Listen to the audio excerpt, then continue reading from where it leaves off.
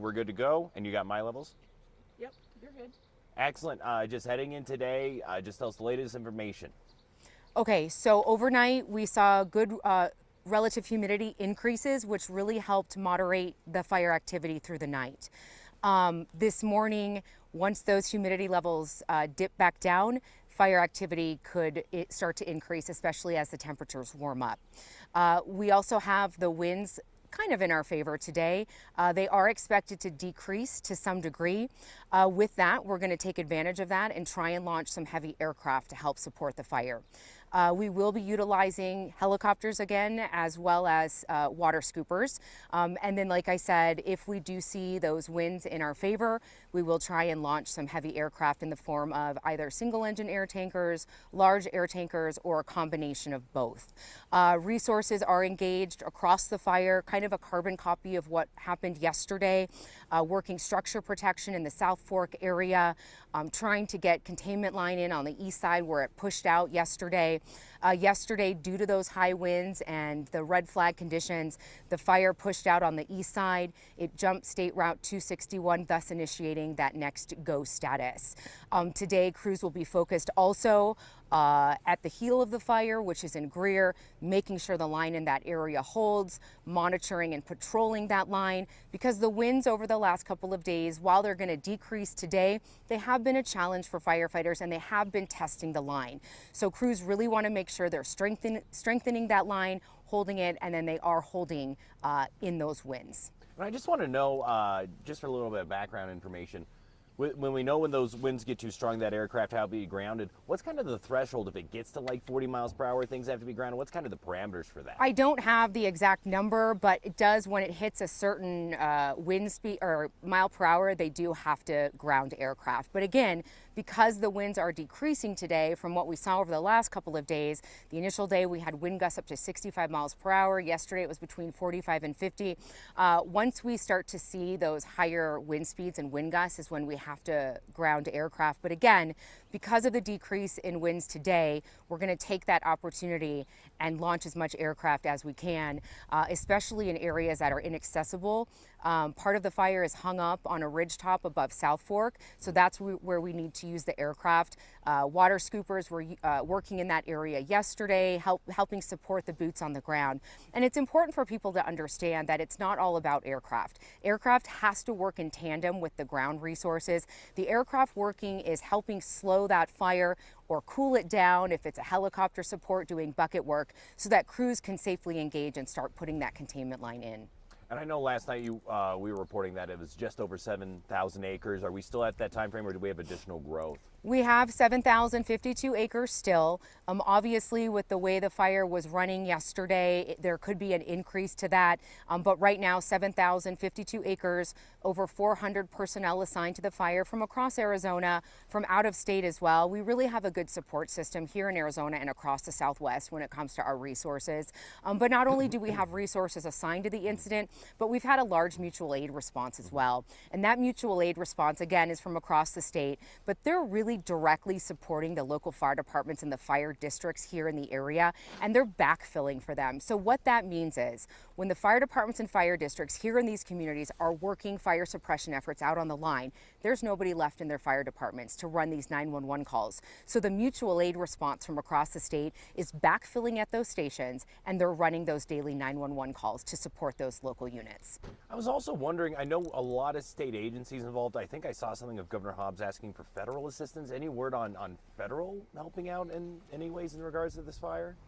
So I'm not sure what you mean by that, but we have federal assistance here. We're on unified command with the Forest Service. Okay. We've had federal support since the get-go, right? Because it started on private.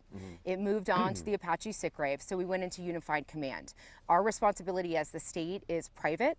And then, of course, they have the responsibility for federal land. So not only do we have a large support system from our Forest Service partners here, we have the support of the Bureau of Land Management, we have tribal partners engaged, and not just from Arizona, but from across the West as well. Okay, gotcha. Yeah, I didn't know if she was talking about maybe tankers that are federally used for large firefighters, or So I don't have a lot of context, so I'm not really sure how to answer that question. gotcha. No, totally But what I can also tell you is the tankers are under contract with the Forest Service.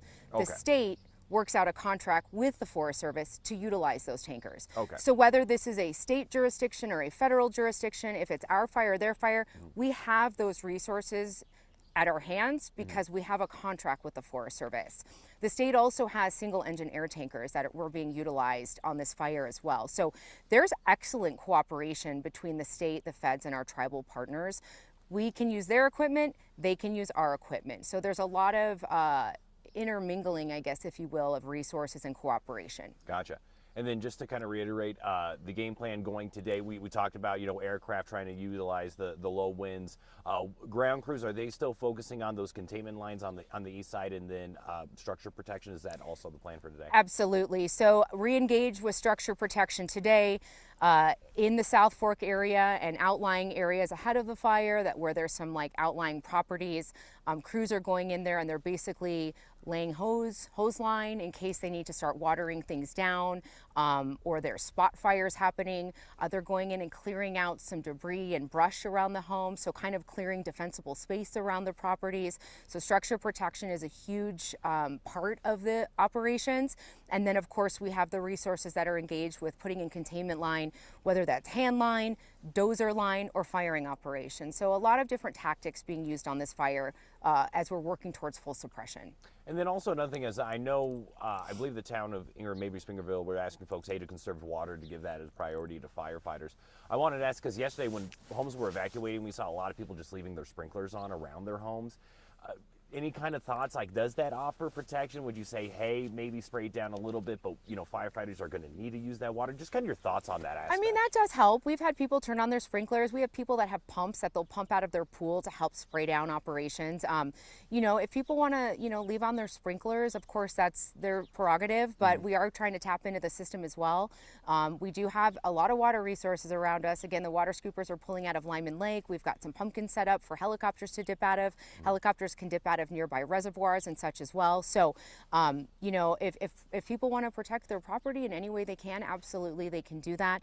Again, we do have a huge structure protection group, one group that's just assigned to structure protection, working in and around these communities that are threatened by the fire. Excellent.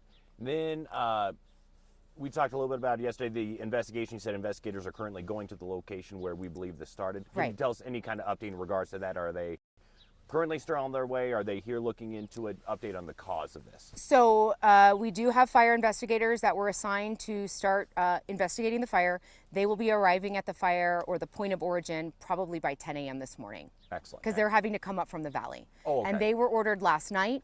Right. So they kind of overnighted in Payson or wherever they could get, as far as they could get, and then they'll be here this morning. Perfect. I think that wraps up my question. Anything else I didn't add? We talked about the efforts for today. I guess those evacuation locations still the same. The set is still the same from yesterday. Nothing has changed as far as the go or set status is. State Route 260 is closed. So as we move into the weekend, a good reminder for the people in the valley, kind of don't come up here. The road is closed. Kind of keep the roads open for our fire traffic so that they can get in and out of the area. But a good tool for people as well is az511.com. It's ADOT's traffic site. It provides real live information for traffic and road closure updates. Perfect. Anything I didn't ask you that you think people need to know about? I don't think so. I think we're good. Okay. Thank you so much. You're Appreciate welcome. it. Thank you. You're welcome.